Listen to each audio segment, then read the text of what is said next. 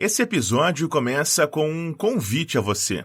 Feche os olhos e preste atenção nesses lances. Pedindo o Ronaldinho, Cleberson, lançou pra ele, chegou o Ronaldinho pela esquerda, bateu! Gol! Rivaldo, ainda ele, fez a finta, botou na frente, tocou pra Rivaldo, pela esquerda, bateu! Gol!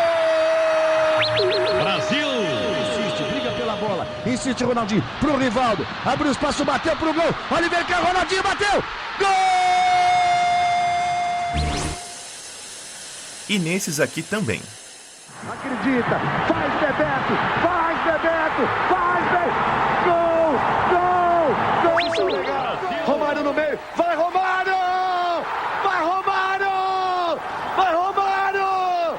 Gol! Vai partir, vai que é sua, Tafarel! Partiu, bateu, acabou!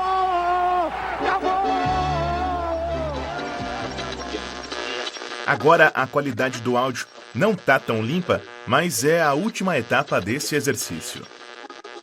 Outra finta em cima de Valdemur, escapou também de Wright, levantou para Pelé, ajeitou, dominou, rolou para Jair, chutou.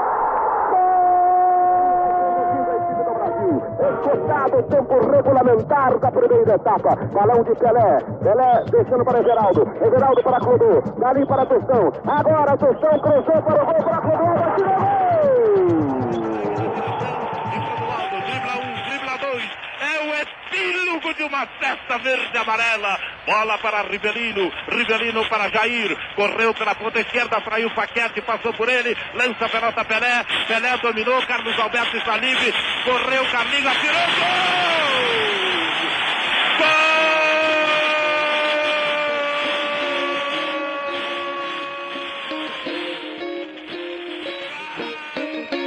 Gol! O que eles têm em comum? Se você gosta de futebol, ou nem tanto de futebol, mas pelo menos de Copa do Mundo, deve ter reparado que todos são de conquistas da seleção brasileira, mais precisamente as três últimas: 2002, 1994 e 1970. Eu sugeri que você fechasse os olhos para tentar imaginar esses lances marcantes durante as campanhas vitoriosas. Quais deles te parecem mais nítidos? As narrações de 2002 e 94 são todas de transmissões pela TV, inclusive com o mesmo narrador, o Galvão Bueno. Já as de 70 são narrações de rádio, com Fiore Gigliotti, Joseval Peixoto e Jorge Cury. Eu não tenho a pretensão de confirmar qualquer tese. Se você tiver a sua, fique à vontade para compartilhar com a gente depois, mas vou lançar a minha. Os lances da Copa de 70 me parecem tão nítidos ou mais que aqueles mais recentes, e eu só nasceria 21 anos depois daquele Mundial. Acontece que esse talvez seja o resultado mais icônico entre os 5 da seleção mais vencedora do futebol. E como consequência disso, tem seus momentos revividos com mais frequência na mídia, seja em reprises, em entrevistas, livros, documentários e até podcast. Fato é que a Copa disputada no México faz 50 anos em 2020. A final daquele campeonato, aquele 4-1 do Brasil sobre a Itália, faz 50 anos neste domingo, dia 21 de junho. Uma comemoração que marcou época no país e que não foi diferente aqui no nosso pedaço. Eu sou o Bruno Moreira e a Copa de 70, sob os olhares de Americana, é o assunto da 34ª edição do Além da Capa.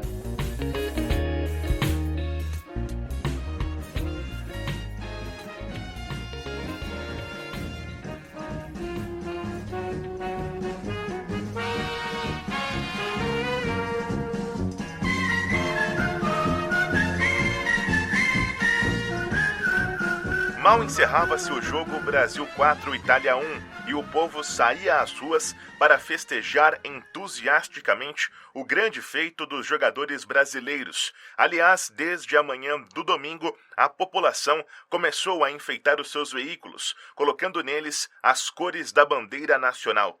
E a cidade viveu um dia festivo desde as suas primeiras horas, muito antes de ser iniciado o embate, o que demonstrava a confiança do nosso povo na capacidade de vitória dos nossos craques.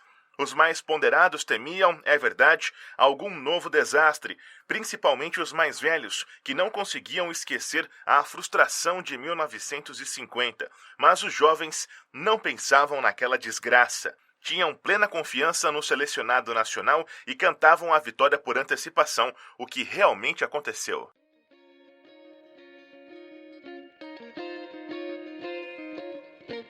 Esse parágrafo abriu o texto na capa do Liberal de 23 de junho de 1970, uma terça-feira, a primeira edição depois da conquista. Ela dá uma ideia do tamanho da festa que a Americana viveu a partir do apito final do árbitro alemão Rudi Glockner. Mas antes de mergulhar nessa história, é bom explicar o seguinte sobre esse episódio. Ele está dividido em duas partes. Na segunda, vamos contar a relação que os personagens do elenco da seleção de 50 anos atrás tiveram posteriormente com as cidades da região, quando vieram, em alguma ocasião, aos estádios de Americana e Santa Bárbara do Oeste, inclusive com direito à participação de um dos jogadores que estava com o time comandado pelo Zagallo no México. Agora, na primeira parte, o que rola aqui é uma visita à memória de quem vivia em Americana naquele junho de 1970.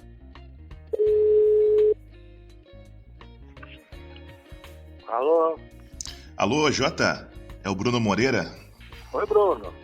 O Jota Júnior hoje é narrador do Sport TV, antes esteve por vários anos também na Bandeirantes, mas na época do tricampeonato ele ainda iniciava a sua carreira no jornalismo, exatamente há 1 ano, na Rádio Clube e no jornal O Liberal. A Americana, 50 anos atrás, né?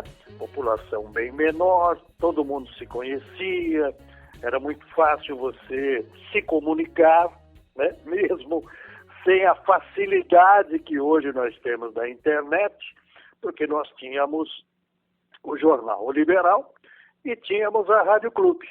E ali eram as duas fontes de informação para o povo, para o americanense. Então foi realmente um momento fantástico, né? E a partir do início da Copa do Mundo, porque nas eliminatórias a coisa foi muito tumultuada, né? Com a queda do Saldanha, e mesmo com as dificuldades dos jogos das eliminatórias, né? A cidade estava, parou, ninguém respirava a partir da estreia da nossa seleção naquela Copa do Mundo. Mas a partir do primeiro jogo é que deu para sentir realmente que o Brasil tinha muitas condições de novamente ser campeão do mundo, né? E não deu outra, né? E a cada jogo, a espera, a expectativa, a contagem regressiva para a bola rolar. Você via, eu morava na Fernando Camargo, ali no 5º andar de um edifício, e a gente tinha uma visão boa ali dos arredores, né? E, 1 hora e meia antes, não tinha mais uma formiga e um mosquito ali em lugar nenhum. Parece até que os pássaros não cantavam momentos antes da seleção entrar em campo e jogar. Foi realmente fantástico, viu, Bruno? Essa Copa de 70 já tinha esse ar de massificação da televisão aqui em Americana, Jota? Ou o rádio ainda desempenhava um papel muito importante para quem não tinha um aparelho em casa ou não conseguia ter acesso à imagem? Como era o acesso ao relato do jogo, eu quero dizer, né? Se mais pela televisão, mais pelo rádio, como que era? Então, a televisão, na verdade, ela engatinhava, né, no futebol. Ela engatinhava. E havia também, e houve, né, um grande frisson, porque nós iríamos assistir, e quem evidentemente tinha um aparelho, tinha um vizinho amigo, né, nós íamos assistir pela primeira vez a uma Copa do Mundo com imagens ao vivo, né? 58 não era possível, 62 não era também, e também em 1966. E em 70, televisão. E, claro, não era todo mundo que tinha um aparelho de televisão. O rádio ainda predominava nas transmissões do futebol, né? Tanto que isso foi constatado, né? A gente constatou que mesmo com as imagens ao vivo da Copa de 70, pela televisão, quanta gente ainda ficou no rádio. Ainda ficou no rádio, claro, acompanhando as imagens, vendo a imagem da televisão, mas ainda acompanhando pelo rádio, porque o rádio vinha sendo, né, muito marcante nas transmissões, como foi nas 3 Copas do Mundo anteriores, né? 54 teve também a transmissão, mas ainda era algo muito complicado, né? Mas 58, 62 e 66, o rádio deitou e rolou na cobertura da seleção brasileira nas Copas do Mundo, né? Então, muita gente ficou ainda com o radinho, ficou no rádio. Mas é evidente que a curiosidade era muito grande em se ter, né, na sua casa, uma transmissão de Copa do Mundo ao vivo, né? E ainda tivemos alguns privilegiados aqui no Brasil, Bruno, que ainda puderam assistir a essa Copa do Mundo em cores, né? A grande maioria, mas a imensa maioria ainda era no preto e branco. Nós não tínhamos ainda aqui o sistema de cores para televisão, né? Então também teve esse fator naquele Mundial. Sobre esse período em específico, o dia do jogo, as comemorações, o que toca você quando você se recorda desse dia da conquista do tricampeonato? A cada jogo da seleção brasileira, e não vou exagerar não, porque todo mundo conhece a história. Hoje nós temos aí os tapes, os filmes daquela Copa de 70, né? Mas a cada jogo da seleção brasileira, naquele Mundial, e era um show, né? Mesmo com todas as dificuldades que a seleção encontrou, e isso é muito natural e muito normal numa Copa do Mundo, você ter dificuldades, mas a seleção brasileira de 70, ela encantava, né? Não só a nós brasileiros, mas encantava o mundo, né? Os depoimentos estão aí documentados, né? Então, a cada jogo da seleção brasileira, a cada vitória da seleção brasileira, tínhamos uma carreata muito grande na cidade. E principalmente ali no centro da cidade, né? Rua Fernando Camargo, ali a coisa realmente pegava, né? E isso foi muito marcante. Foi muito marcante. E para mim, pessoalmente, também, né?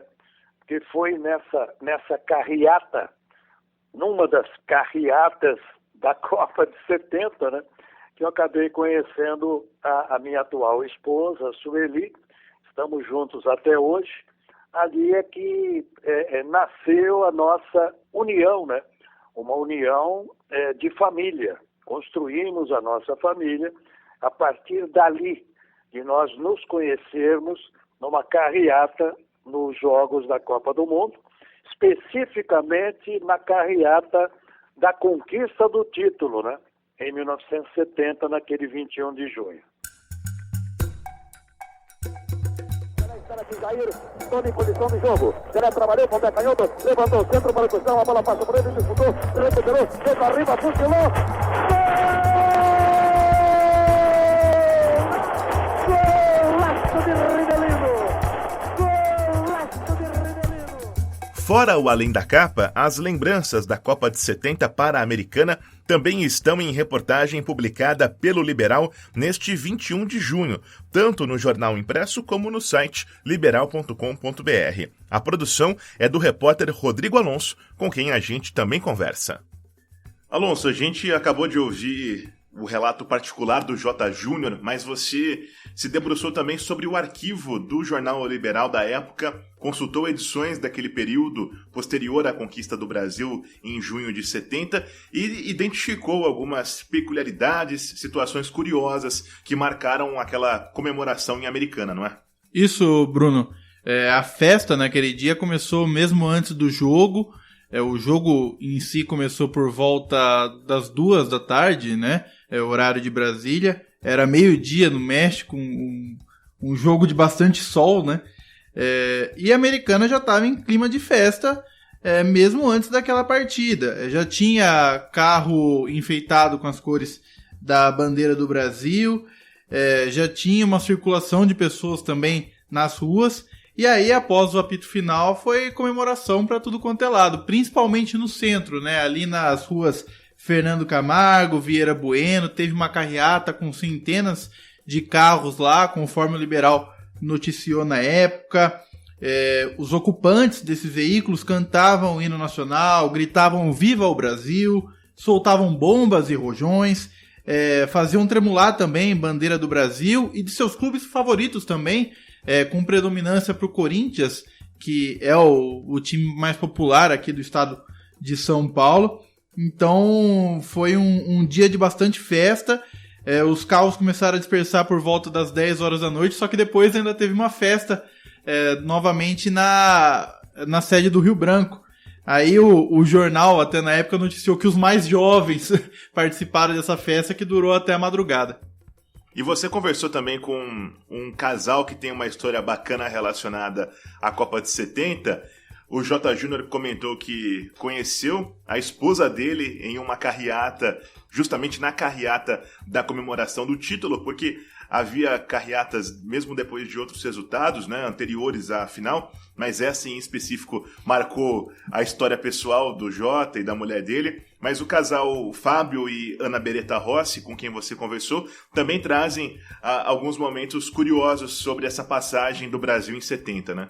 Isso, é muito interessante a história da Ana Lúcia Fré Beretta Rossi, administradora que completa neste domingo 59 anos. Na época ela tinha 9 anos, comemorou seu aniversário justamente no dia da final entre Brasil e Itália, e aí teve uma festa de aniversário na casa dela, com presença de familiares, amigos, todo mundo assistiu aquela partida pela televisão, e depois saíram para comemorar nas ruas, e depois também cantaram parabéns para ela, com direito a bolo e tudo mais. Era assim um momento de alegria, né? Eu acho que mais pela alegria que foi contagiante, né?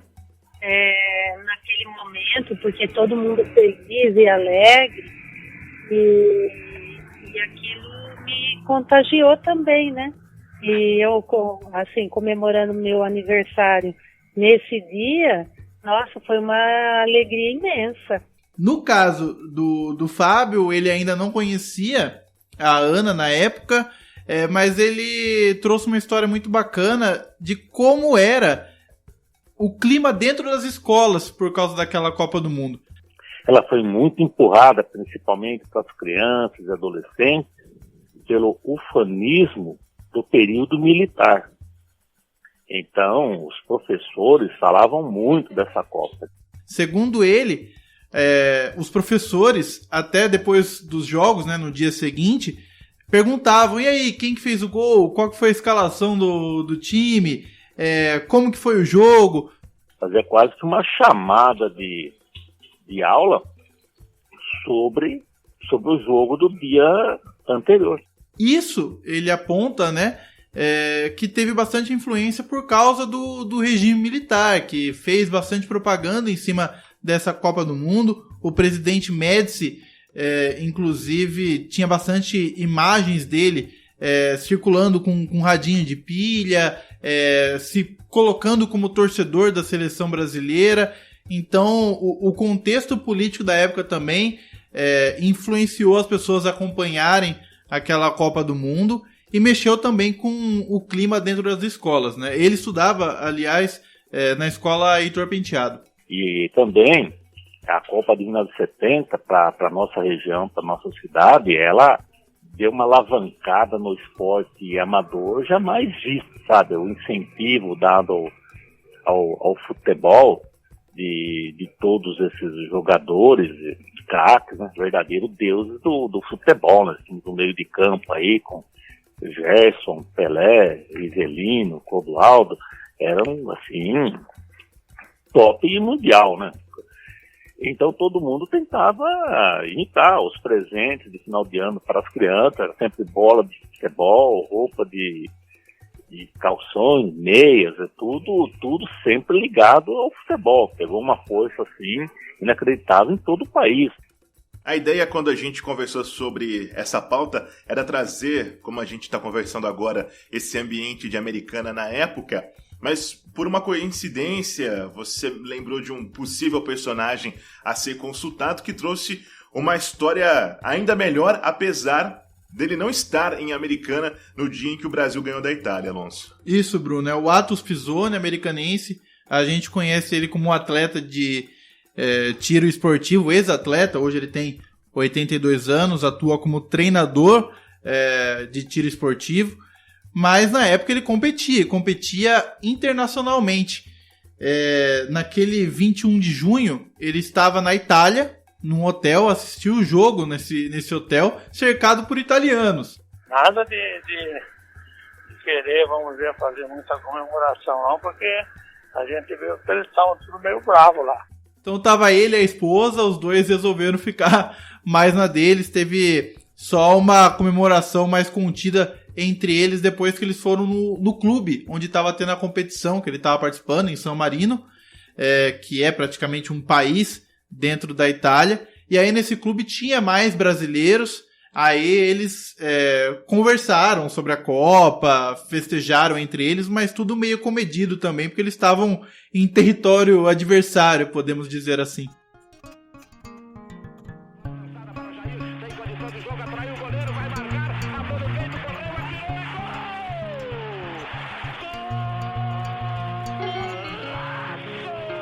Eu comentei na introdução do programa que ele seria dividido em duas partes. Pois bem, é hora de dar início à segunda. Aqui a ideia é a seguinte: aqueles personagens que desbravaram o México em 70, depois seguiram com as suas carreiras, se aposentaram, alguns viraram treinadores. Eles estiveram por aqui alguma vez? Por aqui eu digo os estádios dos times de Americana e de Santa Bárbara do Oeste. O Rodrigo Alonso conversou com jornalistas que trabalham com a preservação da história do futebol regional para identificar essas ocasiões. Vamos separar aqui por estádio. Primeiro o Antônio Linceberg Guimarães, de Santa Bárbara do Oeste, que foi o estádio que mais recebeu jogadores daquele time. Primeiro teve o Emerson Leão, quando ainda era goleiro do Palmeiras, participou de um amistoso contra o União Barbarense no dia 4 de dezembro de 1974. O Palmeiras venceu aquele jogo por 2-0. Depois o Ado, que era goleiro reserva do time tricampeão, ele participou de um jogo válido pelo Campeonato Paulista da 2ª Divisão, quando defendia o Bragantino, e essa partida foi vencida pelo União Barbarense por 2-0 no dia 12 de julho de 1981. Um pouco antes, em 1980, dia 4 de dezembro, o Zé Maria, que era lateral daquela seleção, ele defendeu a seleção paulista de férias num amistoso contra a União Barbarense, empate em 2-2. O Edu, que era atacante, representou o Milionários, que era um time de veteranos que costumava se apresentar Brasil afora naquela época, e perdeu por 5-1 para o União Barbarense num amistoso disputado em 4 de dezembro de 1982. O Carlos Alberto Torres, talvez acho que foi a passagem mais marcante aí de um tricampeão mundial aqui pela região. É isso mesmo, o capitão do tricampeonato, o Carlos Alberto Torres, foi técnico do 15 de Piracicaba em 1998 e mediu forças com o União Barbarense na Série A2 daquele ano. Foram 2 jogos e o realizado em Santa Bárbara terminou antes dos 45 minutos do segundo tempo. O jornalista João José Bellani, o JJ Bellani, com um acervo de décadas do futebol barbarense, lembra essa passagem. O capitão do Tri mundial da seleção brasileira, Carlos Alberto Torres, grande lateral direito, dos maiores do mundo, da história do futebol. Ele esteve sim no estádio Antônio Lins Ribeiro Guimarães, no dia 12 de abril de 1998. Era o 18º jogo do União Agrícola Barbarense pelo Campeonato Paulista da 2ª Divisão, a Série A2. E o União Agrícola Barbarense ganhou do 15 de novembro de Piracicaba, cujo técnico era Carlos Alberto Torres. Placar de 1-0. O gol do União Barbarense foi marcado pelo atacante Gilson Batata. Aliás, o Carlos Alberto Torres estreou no comando do 15 Piracicaba no jogo do primeiro turno desse mesmo campeonato e contra o mesmo União Barbarense. E lá a União ganhou de 3-1. 2 gols de Gilson Batata e um do Juari, o volante, este cobrando falta, hein? Coisa rara na carreira do Juari, que era Palmeiras, ex-Palmeiras. Então lá o Carlos Alberto Torres estreou, perdeu para o União, e aqui em Santa Bárbara pela primeira vez ele esteve no campo do União Barbarense e também perdeu. Só que o jogo foi encerrado pelo árbitro Nelson Aparecido Sônego logo após o gol do União aos 29 minutos do segundo tempo, porque os quinzistas reclamaram de impedimento no lance e toda a sua comissão técnica foi expulsa de campo. E o Carlos Alberto retirou o time do gramado nesta vitória do União. Depois o Zagallo, em 27 de janeiro de 1999, como treinador da Portuguesa, bateu o União Barbarense pelo Campeonato Paulista da Série A1. O Leão veio também em 1999 para Santa Bárbara, no dia 17 de abril, como técnico do Santos, e perdeu por 2-0 para o União Barbarense. Esse jogo tem uma história particular também, não é, Alonso? Teve uma invasão de um gandula que tentou agredir o Zete imobilizou o gandula, os dois ficaram um tempo agarrados ali dentro do gramado. O Zete que era o goleiro do Santos na época. Sim, era o goleiro do Santos. Na época, segundo o site do Acervo Santista, o Leão até pediu a interdição do estádio Antônio Lins Ribeiro Guimarães, ficou bastante indignado com aquela situação, e até ele comentou com a gente, quando eu entrevistei com ele, sobre aquela confusão entre o Zete e o gandula do estádio barbarense. Depois, a última passagem do Leão por Santa Bárbara foi em 2005, como técnico do São Paulo, empate em 2-2 com o União Barbarense pelo Campeonato Paulista da Série A1, no dia 5 de fevereiro de 2005. E aí no Décio Vita, em Americana, o Leão foi o primeiro também a pisar nesse estádio. Foi no dia 14 de março de 1998, vitória do Rio Branco sobre o Santos, que era comandado pelo Leão, pelo Campeonato Paulista da Série 1. Depois o Zagallo, em 24 de fevereiro de 99, perdeu para o Rio Branco por 1-0 como treinador da Portuguesa, também pelo Paulista da Série 1. O Leão voltou ao Décio Vita no dia 27 de março de 99, vitória do Santos sobre o Rio Branco pelo Paulista da Série 1. O Leão ainda era técnico do Santos na época. E aí o Zagallo novamente como técnico da Portuguesa no dia 24 de abril de 99, venceu o Rio Branco por 2-1 pelo Paulista da Série 1. O técnico campeão do mundo no México veio tanto ao Décio Vita como ao Antônio Guimarães, mas também recebeu os adversários do interior no estádio do Canindé. Só com o Rio Branco foram 5 encontros naquele Paulistão 99. Hoje comentarista do Caderno de Esportes, programa da Rádio Clube, o Paulo Filé trabalhou como repórter naquele campeonato e acompanhou a Portuguesa comandada pelo Zagallo nesses encontros contra o Tigre. E por conta dessas entrevistas, eu fui desmistificando uma figura que eu fazia do técnico Zagallo. Ou seja, para mim o Zagallo era um carioca super cariocado mesmo, né, de camisa do Rio de Janeiro, né, que não aceitava outro tipo de ambiente para trabalhar, e via o Zagallo trabalhando em São Paulo, né, como se estivesse em casa. E nesses jogos a gente acabou até, de certa forma, criando uma certa intimidade, entre aspas, né, porque eu era um dos 2 repórteres das 2 rádios de Americana que faziam a cobertura do Rio Branco, né? E realmente a gente pôde mudar essa ideia que eu tinha do Zagallo ser um técnico bairrista, vamos dizer assim, em termos de futebol carioca, né? E vendo a garra que o Zagallo colocava para mais uma vez tentar reerguer a Portuguesa, que à época também já tinha lá seus percalços. E no 5º jogo, que aconteceu no Canindé, tem um fato até muito curioso, porque a gente começou a ficar cada vez mais íntimo, entre aspas, né? E no último jogo, foi um jogo que o Rio Branco vencia por 2-1, aí teve um pênalti em favor do Rio Branco, né? O Marcos Teixeira, que era o lateral direito, foi imitar Marcelinho Carioca, dando uma cavadinha no pênalti, perdeu o pênalti, a Portuguesa virou o jogo em 3-2 com 2 gols do zagueiro César. E evidentemente foi um resultado que a princípio no campo não estava sendo esperado, porque foi um erro individual do Rio Branco que levou a Portuguesa a ganhar esta situação. A rádio que eu trabalhava, né, estendeu um pouco mais a entrevista e chegou a um ponto que estávamos eu, o Zagallo e o zelador do Canindé no vestiário da Portuguesa, né? E o narrador me pediu que colocasse o fone de ouvido no Zagallo, né, para que eu ficasse lá de pedestal. Numa das desligadas de microfone, enquanto o narrador fazia mais uma pergunta, né, o Zagallo fez a seguinte observação: falou, olha, esse cara já me perguntou isso nos últimos 4 jogos. É a 5ª vez que ele está fazendo as mesmas perguntas para mim. Ele não tem família, não? Olha que horas são, quase meia-noite, vamos embora para cá.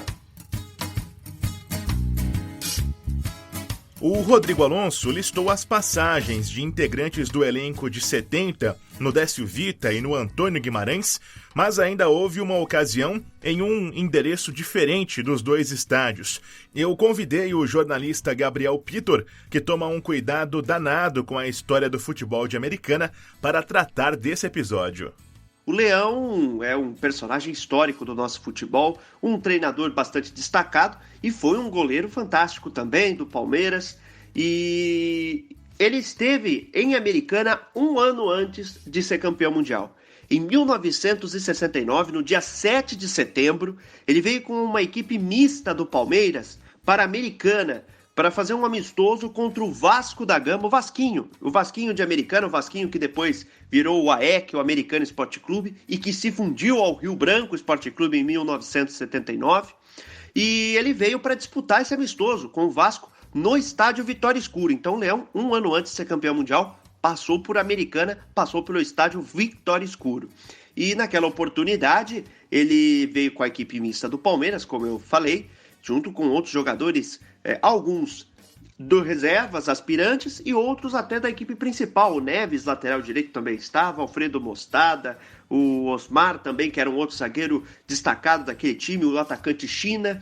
O Palmeiras veio, disputou esse amistoso no Vitória Escuro e perdeu. O Vasco da Gama venceu pelo placar de 2-1, gols de Jairzinho, aos 13 do primeiro tempo e aos 43 do segundo tempo. O gol do Palmeiras foi marcado aos 25 do primeiro tempo pelo Toninho. Então fica aí essa curiosidade do Leão, que veio à Americana 1 ano antes de ser campeão mundial. Um outro destaque também, ele falhou no segundo gol do Jairzinho, na cobrança de falta. Falta do Tucci, jogador meio-campista do Vasco da Gama, um dos ídolos do Vasquinho. Ele falhou ali na jogada, bateu roupa, né? Era um menino novo, ainda estava começando a sua carreira, iria ainda ganhar muito destaque pelo Palmeiras. Falhou no lance, o Jairzinho fez o gol da vitória do Cruz Maltino americanense.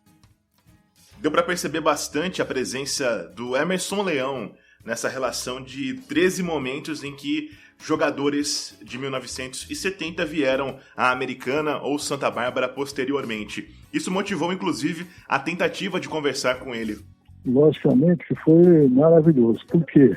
Não só por ter sido campeão, mas por ter sido um marcos e uma reconquista, porque até então eu era um garoto, né?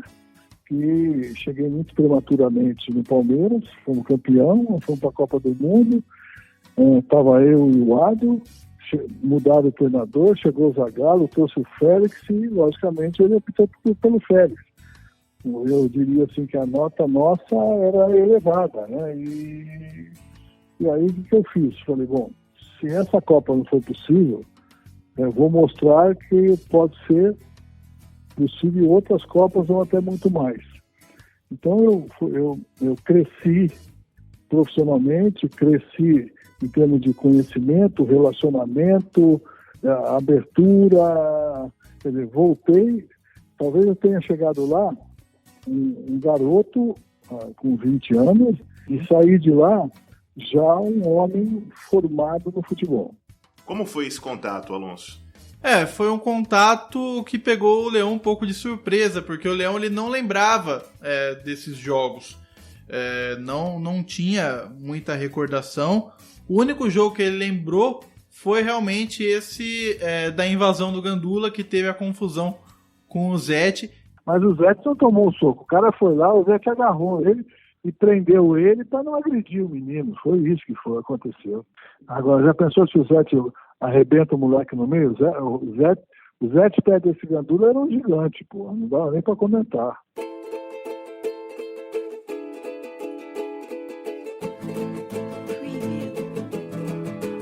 Prepara-se agora, atenção, cobrou para Ribeirinho, ele mandou a boca na meta, pula a peneca, meteu o gol!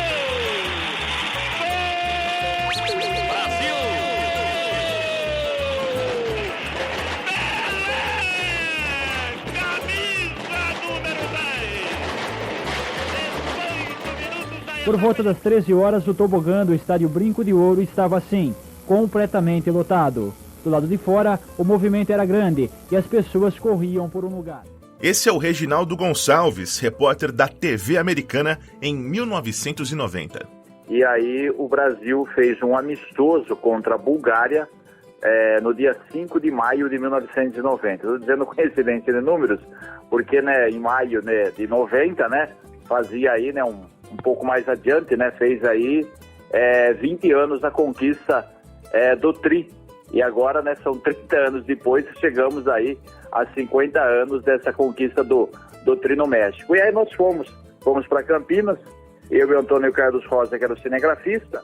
Esse também é o Reginaldo Gonçalves, quando conversamos dias atrás por telefone, mais de 30 anos depois daquela tarde de maio de 90, a maior parte desse período como jornalista do Liberal. E a razão de ser dele nesse episódio é simbólica. Enquanto a gente conversava sobre a pauta desse especial, eu e o Alonso, ainda no embrião dela, eu me peguei pensando enquanto lavava a louça. E o Pelé? Graças a Deus, o Brasil hoje é uma equipe respeitada. Você vê que na bolsa da Inglaterra, na Europa, o Brasil é o time principal. Bom, o Pelé não chegou a atuar nos estádios de Americana e Santa Bárbara do Oeste. Se esteve por aqui algum dia, foi em um contexto fora do esportivo e também fora dos holofotes. Mas ele esteve próximo da região. E o Reginaldo, próximo do rei. E a gente entrou ali no Brinco de Ouro para fazer a cobertura do jogo e ficamos na entrada do Brinco, ali do lado esquerdo, acompanhando a movimentação, chegada do ônibus da seleção, enfim, os bastidores. Aí o pessoal da imprensa, no caso da rádio e da TV, que tinha aí as cabines, esse pessoal que fez a transmissão ao vivo, foi para as cabines. Nós ficamos nessa área, ali nos bastidores, e depois nós entramos pelo vestiário onde estava a Bulgária, aquele vestiário que fica atrás do gol de entrada, para quem conhece o Brinco. E aí nós atravessamos o campo e fomos para um local reservado. Esse local reservado ficava abaixo das cabines, e onde ficaria o pessoal de TV, de rádio, que não fosse transmitir ao vivo, e de jornal, Porque na época a gente não tinha nada de site, nada de internet. E quando a gente fazia algumas imagens ali no centro do gramado, eis que surgiu o rei do futebol, o Pelé.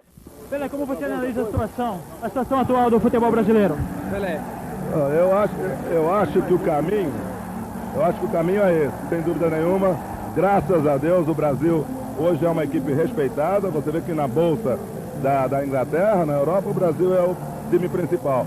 Agora, nós temos que entender, porque nós brasileiros exigimos muito. Se as coisas não saírem bem aqui, que é um treino, nós temos que entender que é um treino, porque a Copa do Mundo nós vamos ter daqui um mês exatamente, dia 10. O Brasil tem que estar bem lá. Essa preparação é válida, porque a equipe da Bulgária é uma equipe que não se classificou, mas é uma equipe que joga duro, marca muito bem, apesar de não estar com todos os seus jogadores, mas nós temos que entender que é uma preparação e vamos incentivar a seleção. A preparação da seleção num tempo curto, isso é possível, Pelé, para conquistar o tetracampeonato? Bom, prejudica um pouco, sem dúvida nenhuma, porque um mês, alguns jogadores chegando agora, você viu que o campeonato italiano terminou agora para alguns jogadores, mas a equipe já estava treinando junto, já tinha um certo conjunto. É difícil, né? Eu realmente tenho orgulho, uma satisfação muito grande, tanto é verdade que a gente estava comentando esse assunto e eu consegui até recuperar essa fita recentemente, né? Como você diz, uma fita cassete desgastada pelo tempo, né? Como a gente diz no popular aí, mastigada. Recuperei alguns trechos, coloquei no DVD e estava, né? E esse DVD estava até esquecido, né? Falei, opa, é um momento agora também dessa data de recuperar isso, inclusive acabei até postando também no meu Facebook e deu muita repercussão, porque isso aí tem história e modéstia à parte, não é para qualquer um, né, Bruno? Isso aí acontece, a gente como jornalista, uma vez na vida e uma vez na morte, né?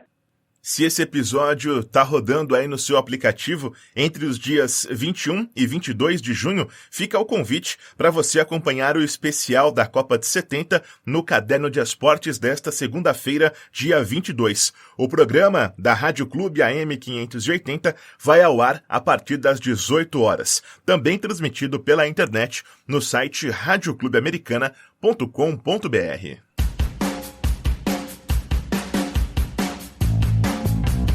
Esse foi mais um Além da Capa, o podcast do jornal O Liberal. Não deixe de seguir a gente na plataforma que você usa para não perder nenhuma edição.